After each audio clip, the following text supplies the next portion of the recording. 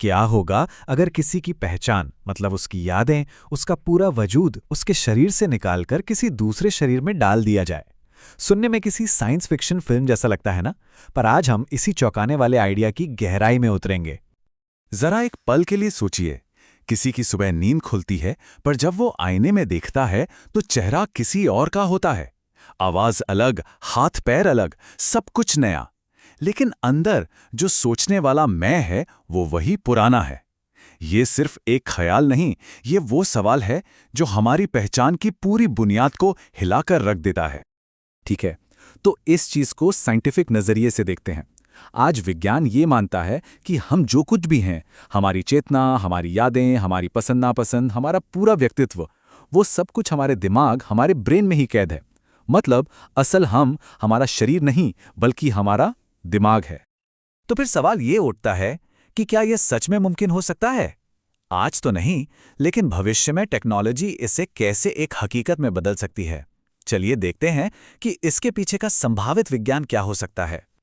तो देखो, अगर ऐसा कभी हुआ तो इसके 3 बड़े स्टेप्स हो सकते हैं। पहला, जाहिर है, पूरे के पूरे ब्रेन का ट्रांसप्लांट। दूसरा, जो सबसे मुश्किल होगा, वो है न्यूरल रीवायरिंग, मतलब उस ब्रेन के अरबों न्यूरॉन्स को नए शरीर के नर्वस सिस्टम के साथ जोड़ना, शायद किसी एडवांस्ड ब्रेन कंप्यूटर इंटरफेस की मदद से। और तीसरा, ब्रेन बॉडी कंपैटिबिलिटी, ये पक्का करना कि नया शरीर उस ब्रेन को रिजेक्ट ना कर दे और दोनों मिलके काम कर सकें। इस पूरी की पूरी कॉम्प्लेक्स प्रक्रिया का जो असली मकसद है वो ये है कि इंसान का मन, यानी उसकी चेतना, उसकी यादें, उसका अस्तित्व, वो बिल्कुल वैसा का वैसा ही रहे। बस उसका बाहरी खोल यानी शरीर बदल जाए। ये कुछ ऐसा है जैसे कोई अपनी पुरानी कार छोड़कर एक एकदम नई चमचमाती कार में बैठ जाए। चलाने वाला तो वही इंसान है, बस गाड़ी बदल गई है।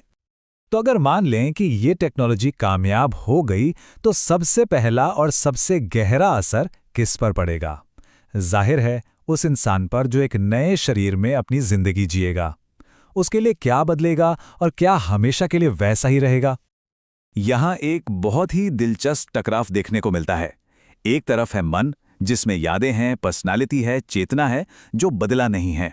लेकिन दूसरी तरफ है शरीर, जिसकी आवाज, ताकत और पूरी शक्ल सूरत सब कुछ नया है। वो इंसान सोचेगा तो पुराने वाले की तरह, लेकिन दुनिया उसे एक बिल्कुल नए इंसान की तरह देखेगी। और ये एक बहुत गहरा सवाल खड़ा करता है, किसी इंसान की पहचान में उसके शरीर का कितना बड़ा हाथ होता है? अगर किसी के छूने का एहसास बदल जाए, चलने का अंदाज बदल जाए, हर एक फिजिकल सेंसेशन बदल जाए, तो क्या समय के साथ उसकी शख्सियत भी बदलने लगेगी? चलिए, अब एक इंसान के लेवल से ऊपर उठकर देखते हैं। अगर ये टेक्नोलॉजी आम हो जाए तो इसका हमारे पूरे समाज पर, हमारे जीने के तौर तरीकों पर क्या असर पड़ेगा? जब पहचान और शरीर दो अलग-अलग चीजें बन जाएंगी तो समाज के सारे नियम कानून कैसे बदलेंगे? और यही आकर चीजें बहुत ज्यादा उलझ जाती हैं। हो सकता है कि शरीर एक खरीदी और बेची जाने वाली चीज बन जाए। अगर कोई मुजरिम अपना शरीर बदल ले तो हमारा जस्टिस सिस्टम उसका क्या करेगा? जंग का मतलब ही बदल सकता है, जहां सैनिक किराए के शरीरों में लड़ रहे हों। और शायद सबसे बड़ा नैतिक सवाल, जब किसी का शरीर ही उसका अपना नहीं है तो फिर सहमति या कंसेंट का क्या मतलब रह जाएगा? इस पर एक बहुत ही चौंकाने वाली भविष्यवाणी की गई है।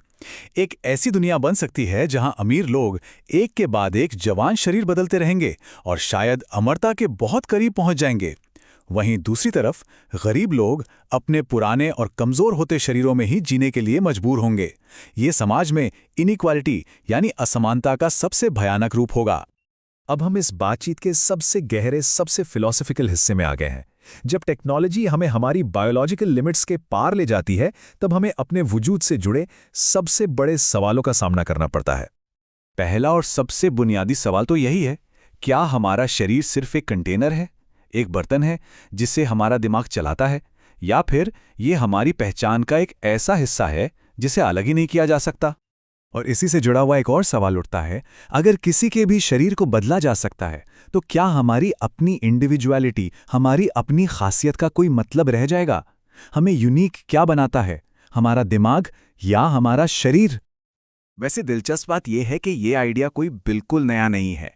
आत्मा के एक शरीर से दूसरे में जाने की हजारों साल पुरानी कहानियों से लेकर आज की साइबरपंक फिल्मों और नॉवेल्स तक इंसान हमेशा से इस कल्पना से जूझता आया है कि क्या चेतना को शरीर से अलग किया जा सकता है। तो आखिर में ये पूरी बातचीत हमें एक सबसे बड़े और शायद सबसे जरूरी सवाल पर लाकर छोड़ देती है। अगर हमारा मन और हमारा शरीर ये दोनों अलग अलग चीजें हो सकती हैं, तो फिर हम असल में हैं क्या? हमारी असली पहचान की जगह कहाँ है?